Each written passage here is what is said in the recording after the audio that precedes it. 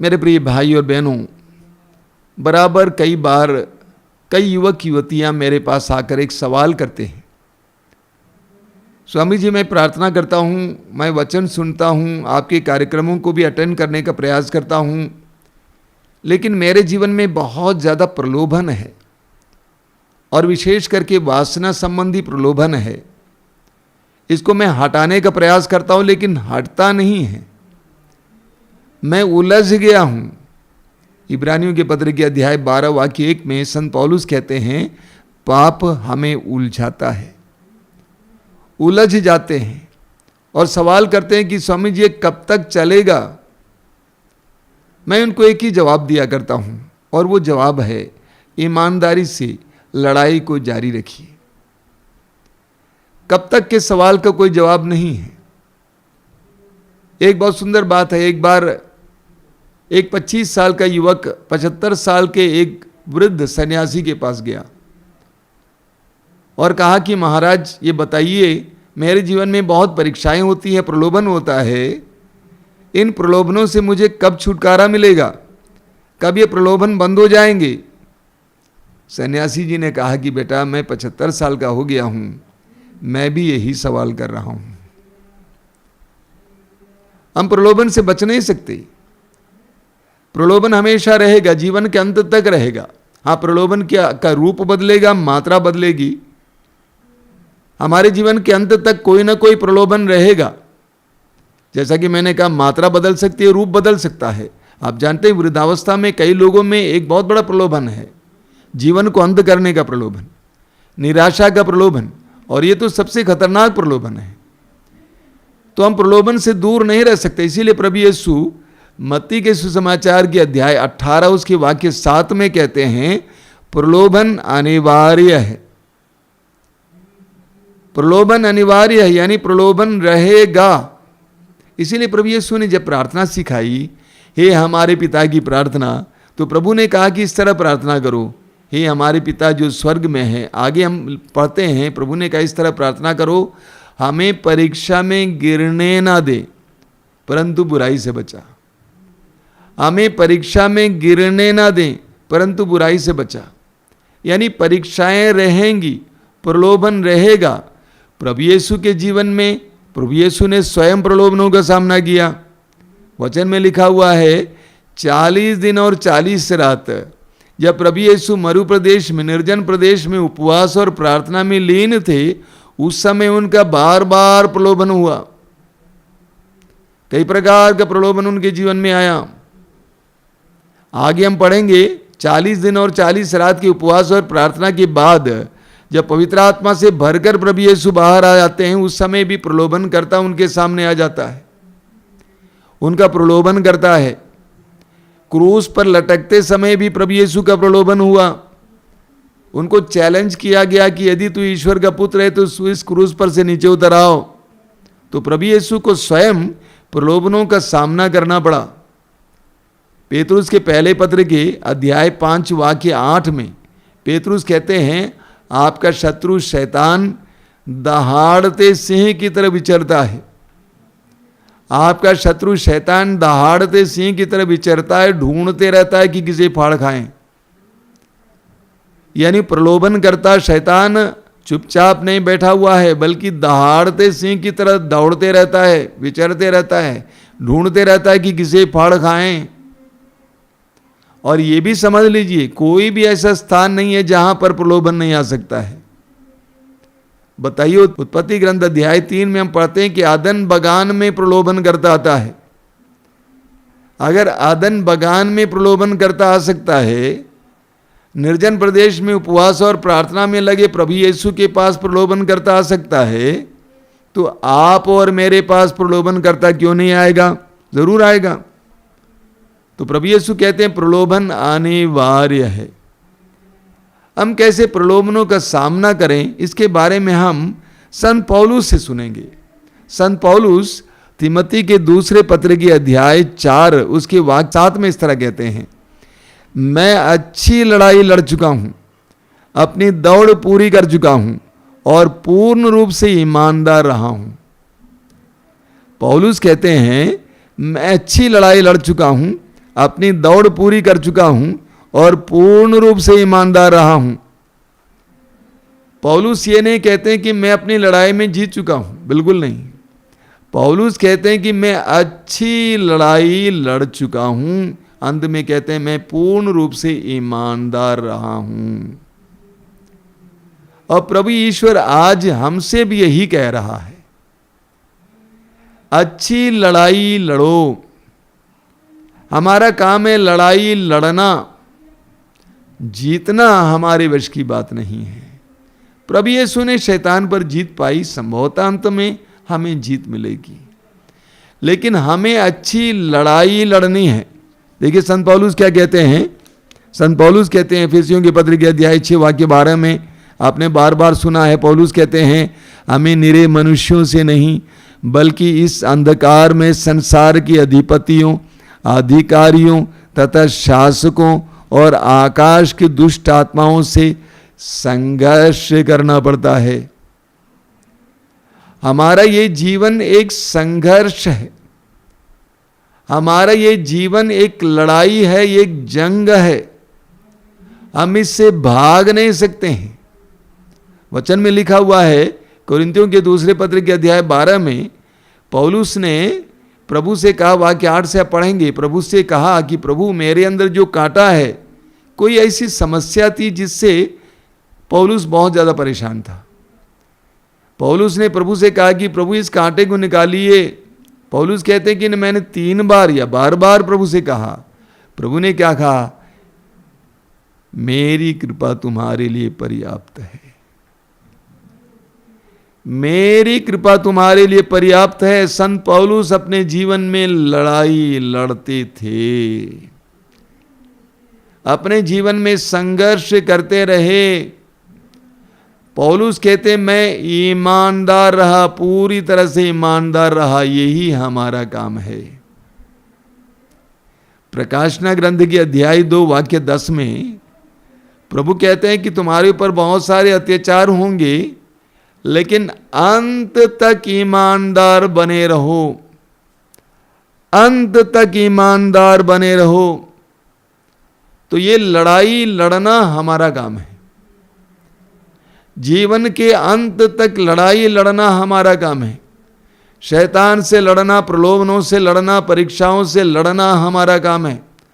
अलग अलग परीक्षाएं हमारे सामने आ सकती हैं, वासना संबंधी परीक्षाएं, धन संपत्ति संबंधी परीक्षाएं, हमारे अंदर कई प्रकार के लालच आ सकते हैं, निराशा, उदासी, घमंड, स्वार्थ, विभिन्न प्रकार की परीक्षाएं हमारे सामने आ सकती हैं। उन सारी परीक्षाओं में प्रभु कहते हैं, प्रभु का वचन कहता है कि हमें लड़ना है, संघर्ष जारी रखना है। और इस लड़ाई को लड़ने के लिए एफेसियों के पत्र के अध्याय 6 वाक्य 10 में संत पौलुस क्या कहते हैं? अंत में यह आप लोग प्रभु से और उसके अपार सामर्थ्य से बल ग्रहण करें। ये लड़ाई लड़ने के लिए हमें कहां से सामर्थ्य प्राप्त करना होगा? प्रभु से और उसके सामर्थ्य से, उसके आत्मा से। प्रभु से और उसके आत्मा से सामर्थ्य पाते रहें। ये लड़ाई लड़ने के लिए हमें ईश्वरीय सामर्थ्य की जरूरत होती है। हमारी मानुषिक शक्तियां टूट जाती हैं, शिथिल हो जाती हैं, हमें ईश्वरीय सामर्थ्य की जरूरत होती है। इसीलिए प्रभु यीशु ने कहा मार्कुस अध्याय 14 वाक्य 38 में, जागते रहो और प्रार्थना करते रहो जिससे तुम परीक्षा में न गिर जाओ। क्योंकि आत्मा तो तत्पर है लेकिन शरीर दुर्बल है। इसीलिए प्रभु यीशु कहते हैं जागते रहो और प्रार्थना करते रहो। हमें प्रतिदिन शैतान से लड़ना पड़ता है, विभिन्न प्रकार की आत्माओं से लड़ना पड़ता है। इसीलिए हमें प्रार्थना को बनाए रखना है। प्रभु यीशु एक बहुत बड़े संकट से गुजरने वाले थे। प्रभु ने कैसे अपने आप को तैयार किया? प्रार्थना में तैयार किया। प्रभु को मालूम था कि उनका मन टूट सकता है, दिल टूट सकता है, उनका विश्वास टूट सकता है। इसीलिए उन्होंने अपने आप को प्रार्थना के द्वारा पुष्ट किया। आपके जीवन में परीक्षाएं हैं, प्रलोभन हैं, मेरे भाई मेरी बहन, प्रार्थना मत त्यागिए, प्रार्थना को बढ़ाइए, प्रार्थना को बढ़ाइए। लूकस के सुसमाचार के अध्याय 9 में हम पढ़ेंगे कि प्रभु यीशु ने उस अबदूतग्रस्त जवान से अबदूत को निकाला। शिष्यों ने पूछा कि हम क्यों नहीं हटा पाए, तो प्रभु ने कहा इस तरह की, इस जाति की दुष्ट आत्माएं बिना उपवास और प्रार्थना के नहीं हटाई जा सकती है। तो प्रभु यीशु कहते हैं कि प्रार्थना करते रहो, जागते रहो और प्रार्थना करते रहो ये लड़ाई लड़ने के लिए। इस लड़ाई को लड़ने के लिए पहला पेतरुस अध्याय 5 वाक्य 8 में पेतरुस कहते हैं आप जागते रहें और संयम रखें। इस लड़ाई को लड़ने के लिए आप जागते रहें और संयम रखें। सोना नहीं है, आलसी नहीं होना है, अपने को जगाए रखना है। कौन आ रहा है, कौन जा रहा है, कौन सा इमोशन मेरे अंदर है, कौन सा विकार मेरे अंदर है, मुझे क्या करने के लिए प्रेरित कर रहा है, जागते रहना है और संयम रखना है। अपनी आँखों पर संयम रखना, अपने कानों पर संयम रखना, अपनी जुबान पर संयम रखना, अपने हाथ पर संयम रखना। तो पेतरुस कहते हैं लड़ाई लड़ने के लिए जागते रहना है और संयम रखना है। इस लड़ाई को लड़ने के लिए हमें पवित्र वचन को इस्तेमाल करना है। सुसमाचारों में हम पढ़ते हैं कि प्रभु यीशु की परीक्षा हुई। शैतान ने कहा इन पत्थरों को रोटी बना दो और खा लो क्योंकि तुम मर जाओगे नहीं तो। प्रभु ने कहा लिखा है मनुष्य केवल रोटी से ही नहीं जीता है बल्कि परमेश्वर के मुख से निकलने वाले हर एक वचन से जीता है। फिर शैतान ने कहा, वो शैतान ले गया मंदिर की चोटी पर और कहा कि कूदो क्योंकि लिखा है कि तुम्हारे दूत तुम्हें बचा लेंगे। प्रभु ने कहा लिखा है अपने प्रभु ईश्वर की परीक्षा मत लो। फिर शैतान ने प्रभु यीशु को ऊंचे पहाड़ पर ले जाकर वैभव दिखाया और कहा कि ये सारा वैभव मेरा, मैं तुम्हें दूंगा, मेरी आराधना करो। तो प्रभु ने कहा लिखा है अपने प्रभु ईश्वर को छोड़कर और किसी की आराधना मत करो। तो प्रभु यीशु ने प्रलोभन में, परीक्षा में वचन का इस्तेमाल किया। इसलिए पवित्र वचन को सुनिए, पवित्र वचन को पढ़िए, पवित्र वचन को बार बार दोहराइए। इस प्रकार हम प्रलोभन में, परीक्षा में शैतान से लड़ने के लिए सक्षम होंगे, सफल होंगे। कभी हार नहीं मानना चाहिए, कभी हार नहीं मानना चाहिए। जिस समय आप हार मानेंगे उस समय आप बर्बाद हो जाएंगे। हार नहीं मानना चाहिए। मैं कई कैथोलिक भाई बहनों से कहता हूं आपके पास एक बहुत सुंदर संस्कार है, पाप स्वीकार का संस्कार, मेल मिलाप का संस्कार। बार बार संस्कार को ग्रहण कीजिए। कई लोग बोलते हैं स्वामी जी वही पाप बार बार करते हैं तो बार बार कैसे पाप स्वीकार करें। बार बार पाप स्वीकार करते जाइए, तब तक पाप स्वीकार करते जाइए जब तक कि आप शैतान को ना परास्त करें। अगर आप पाप स्वीकार करना बंद करेंगे तो आप हार गए। अगर आप प्रार्थना करना बंद किए तो आप हार गए। अगर आप वचन पढ़ना सुनना बंद किए तो आप हार गए। हारिए मत, हार मत मानिए, बल्कि लड़ाई को जारी रखिए, बराबर लड़ते रहिए। पौलुस कहते हैं मैं अच्छी लड़ाई लड़ चुका हूं। अपने जीवन के अंत में पौलुस इतना ही कहते हैं मैं अच्छी लड़ाई लड़ चुका हूं। पौलुस ने कहते हैं कि मैं लड़ाई में जीत चुका हूं, बिल्कुल नहीं। और प्रभु ईश्वर हम में से हर एक से यही चाहता है कि हम अच्छी लड़ाई लड़ें, ईमानदारी से लड़ाई लड़ें। प्रभु ईश्वर यही चाहता है। देखिए पौलुस कितने महान व्यक्ति थे, इतने महान व्यक्ति जिसके द्वारा प्रभु बड़े बड़े चमत्कार और चिन्ह प्रकट करते थे। ऐसे महान व्यक्ति अपने जीवन के अंतिम पलों में कहते हैं कि मैं अच्छी लड़ाई लड़ चुका हूं। मेरे प्रिय भाई और बहनों, मैं जानता हूं कि आप में से कई लोग विभिन्न प्रकार के प्रलोभनों में पड़ जाते हैं या प्रलोभनों से उलझ जाते हैं।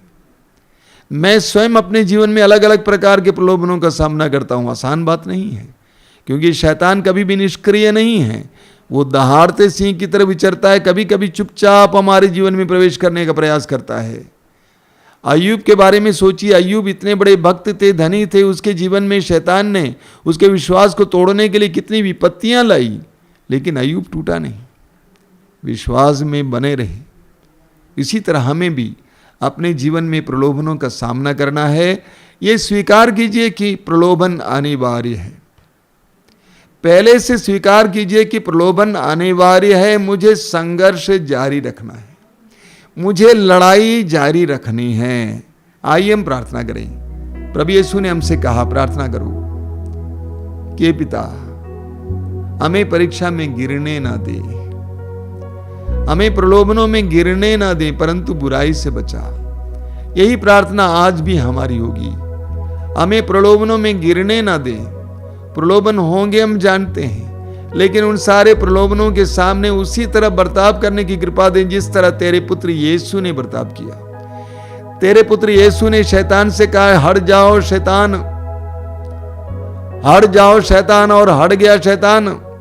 तेरे पुत्र यीशु ने प्रलोभनों का सामना करने के लिए अपने आप को तैयार किया, प्रार्थना के द्वारा, पवित्र वचनों का इस्तेमाल करके शैतान को हराया। उसी तरह हमें भी प्रार्थना और वचन के द्वारा इस जीवन के संघर्ष में जीतने के लिए कृपा दीजिए। तेरे सामने ईमानदार बने रहने के लिए कृपा दीजिए।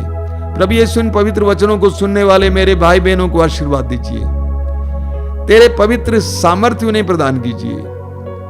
संत पौलुस कहते हैं, जब मैं दुर्बल हूं उस समय मैं बलवान हूं, क्योंकि मेरे अंदर उस समय ईश्वर का सामर्थ्य पूर्ण रूप से प्रकट होता है। प्रलोभनों के समय, परीक्षा के समय तेरा सामर्थ्य उनके जीवन में पूर्ण रूप से प्रकट हो जाए।